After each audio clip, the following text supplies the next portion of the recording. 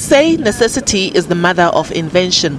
This is confirmed by the rising number of youth entrepreneurs in the country who are realizing that using their talents and being innovative is the answer to their unemployment. Unemployment among black people stands at over 30% compared with just 7% for white people. Liabo, a young black entrepreneur, was determined not to be one of these statistics. The 26-year-old owns a sneaker washing business in Daveyton, east of Johannesburg. I think the problem is that we're trying to solve an ancient problem with the same solutions. Okay. We're trying to solve youth unemployment with employment. You know, you can have all the graduate programs you want, you can have all the internship programs you want, but once you're not imparting skills, nothing's going to be done. What I'm doing with my team, I say to my team, no one is allowed to work for WalkFresh for more than 5 years. Simply because I know by 5 years we'll have the skills to start your own. Do you know what I'm saying? And because we're not just about cleaning, we're about changing the thinking. I need you 5 years from now to say, yo, let's up, boy. I need to start this, I need this and that, you know. Yeah. So I think we need to stop trying to solve old problems with old solutions. We need to come with new solutions. So far, this unusual business employs 2 of his peers and 2 interns. Kamogelo and Tabang both left jobs in the retail sector to be part of WalkFresh. After 1 year, I shop on visitor. What's your name again? I left a job in retail where one is not even recognized. A person hires you, but a year later they still ask you what your name is. That's when I realized that this employer doesn't take me seriously. My parents supported my decision. We are now putting all our energy into this business. So far I've learned people skills and communication skills. I'm much happier here because I started with the business and I can see its bright future. Liabo says he wants us to have our own businesses in 5 years. That's too long. In 3 years I'll be driving my own car and supervising and teaching staff. Mabatu is doing her internship with WalkFresh while Noela completed her matric last year and has taken a gap year. Mabatu is studying financial management but has struggled to find an internship with big companies. I learned how to use a cash invoice. I learned how to communicate with people. Bookkeeping, I was not good with that. It was a bit difficult. Whew. Keeping tracks of all shoes that come here every day, it's not easy.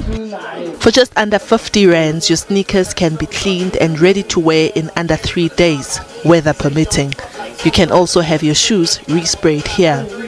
The idea behind the pricing is that we want to make it as convenient as possible. We don't want people to make life decisions when they have to bring their shoes to say, do I buy bread or do I clean my shoes? You know, it has to be something very tangible for everyone, something very accessible for everyone.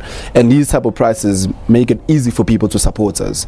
I must give you props for the fact that I found you through Facebook. I just went through Facebook and I searched for this type of business and you came up, and getting hold of Liabo was very, very easy and very convenient. He was able to, you know, direct me here, give me the time, and he pitched up on time, which is one of the key things when you start a business. You need a person to be reliable.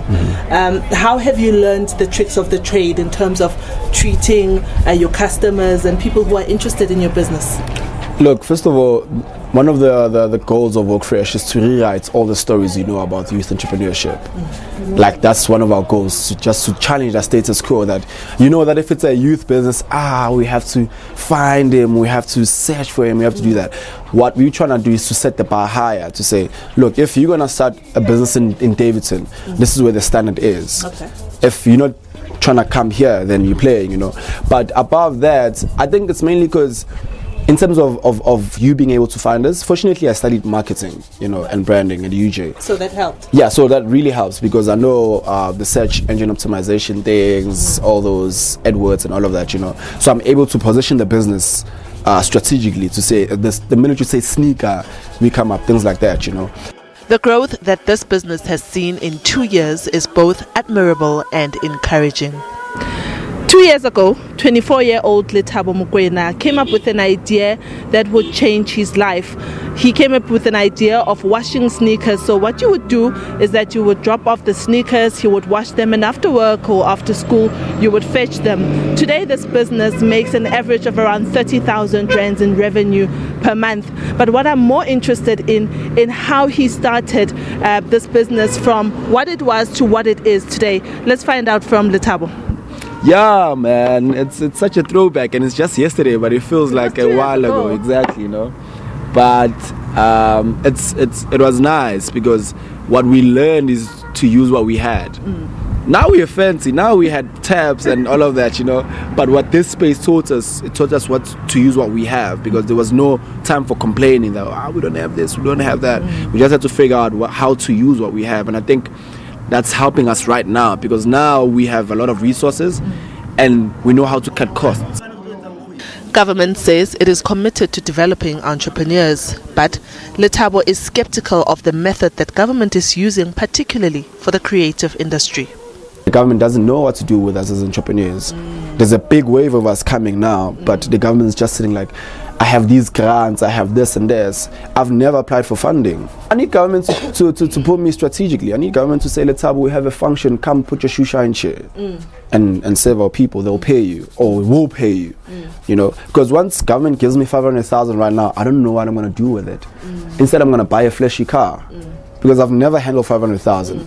But if I build towards having 500,000 for myself, and government gives me resources with 500,000, I'm sure I can make $1 million.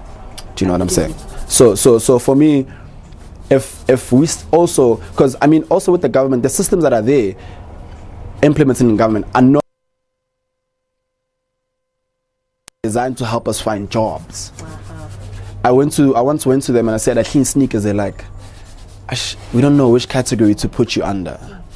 And I said, I want to have a shipping container and convert it. They're like, no, but it's a permanent structure. We don't find permanent structures. I'm like, the idea behind a shipping container is that you can take it and plant it there and move it. But because their policies are not designed according to what we need, according to our needs, they can't help me.